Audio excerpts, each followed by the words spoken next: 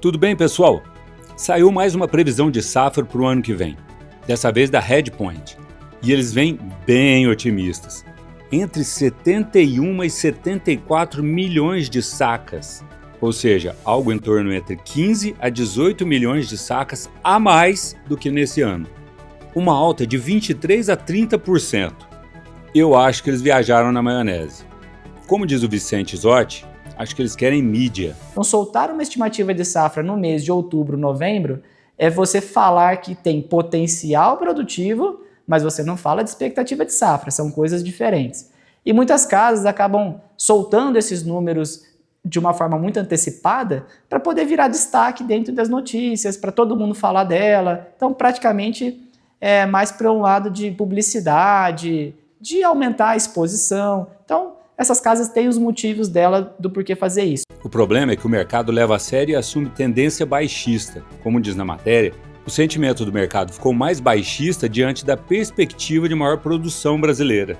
Eu vou repetir o que eu falo sempre. Cafeicultor bem organizado, tendo uma boa gestão financeira, se informando bem, vai deixar de ser manipulado pelo mercado. E aí a gente foi buscar, em uma matéria também do Notícias Agrícolas, a fala do professor Matiello sobre o que ele tem visto nas regiões em que ele visita. Se ele tem visto essa perspectiva de safra exuberante. Mas antes de ver a matéria, antes da fala dele, eu quero só lembrar você que o No Pé do Café está perto de chegar nos 100 mil inscritos.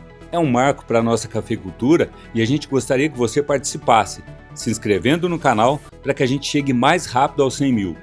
A gente já passou dos 91, então se inscreva para chegar nos 100 mil junto com a gente. E a gente aproveita também para pedir a sua opinião. Por que você acha que as agências que fazem essas projeções chutam tão alto? O que você acha? Comenta pra gente, já deixa o seu like, que é muito importante para fazer esse vídeo chegar para mais pessoas. Vamos então ver o que o professor Matiello tem visto nas lavouras brasileiras. Eu queria que então você começasse passando para a gente, então, aí o que o senhor tem acompanhado com relação mesmo aí às floradas, né? A gente sabe que a gente passou pelo período da florada, nas regiões que o senhor acompanha, o pouco que o senhor tem acompanhado, como que foi então a florada para esse ano aqui, né, nas regiões que o senhor conhece? As floradas foram, no geral, muito boas. Por quê?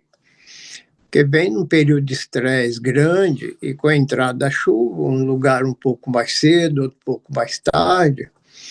Então, esse estresse, esse diferencial hídrico, induz mais o abotoamento e depois a abertura da florada. Quer dizer, a diferenciação da gema floral e depois resulta na abertura da flor, né?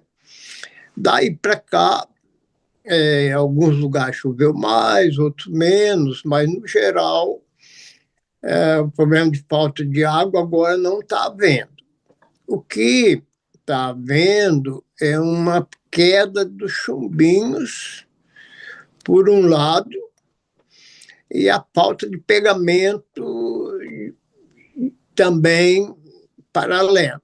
Ou seja, assim, lavouras que floresceram com menor nível de folhamento, o chumbinho parece que não cresceu, quer dizer, aquele frutinho inicial, e agora, conforme já era esperado, até certo nível, mas está um nível um pouco maior, está caindo o chumbinho, porque a planta que não tem reserva, a reserva maior da planta fica na folhagem, ela não vem com a folhagem, então ela derruba, quer dizer, na verdade a planta, por efeito fisiológico, ela derruba parte da frutificação, porque ela não está sustentando essa frutificação.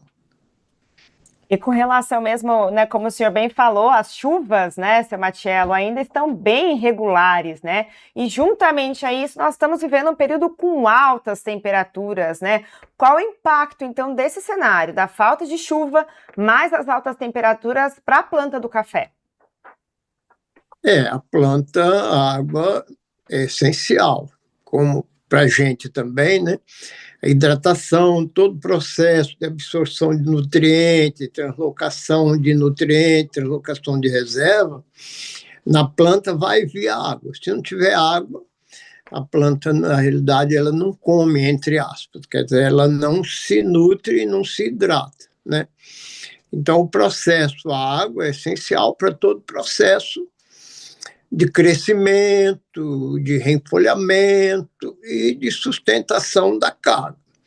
Com relação ao calor, né, o calor influi diretamente um pouco, mas influi mais pela maior transpiração, pela maior evapotranspiração, ou seja, maior perda de água. Então, quanto mais calor, mais perde água. Então, se já há uma chuva irregular, quer dizer, com calor, ela se torna mais crítica, porque a planta precisa de mais água. Igual a gente, no sol a gente transpira mais. A planta também, além da transpiração da planta, é a evaporação pela incidência do calor do sol, né? Então, para quem tem irrigação, isso não é muito problema, porque a planta hidratada, ela, pelo efeito de transpiração, ela se resfria, né? Mas com a falta de água, né? A cafeicultura de sequeiro, que é a maior parte da cafeicultura nacional ainda, ela sente mesmo essa falta de água. Eu acredito que é o período crítico agora, porque está dando 80, 90 dias depois das floradas iniciais, então o café está precisando de tudo para poder encher o grão, encher o fruto. Ou seja, formar a semente, que é o grão, que é o que a gente aproveita, né? O fruto está ali, está crescendo, e nesse período é que começa a formar a massinha da semente. Então, é um período crítico.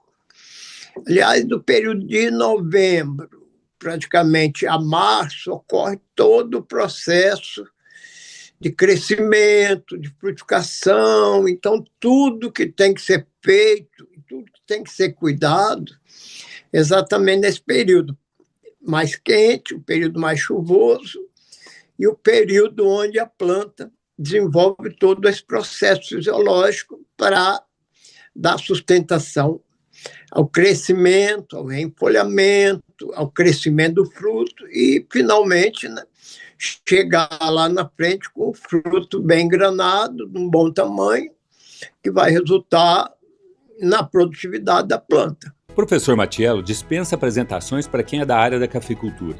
Para quem não é da área e não conhece o professor, ele é conhecido como o Papa da Cafeicultura. E se ele falou, está falado. Agora, falando uma questão da qualidade, seu Matiello, qual que é a preocupação também nesse período crítico, né, que a gente está passando aí, sem a água suficiente, vamos dizer assim, para essa nutrição, o quanto isso afeta também a qualidade do que vai ser colhido no próximo ano?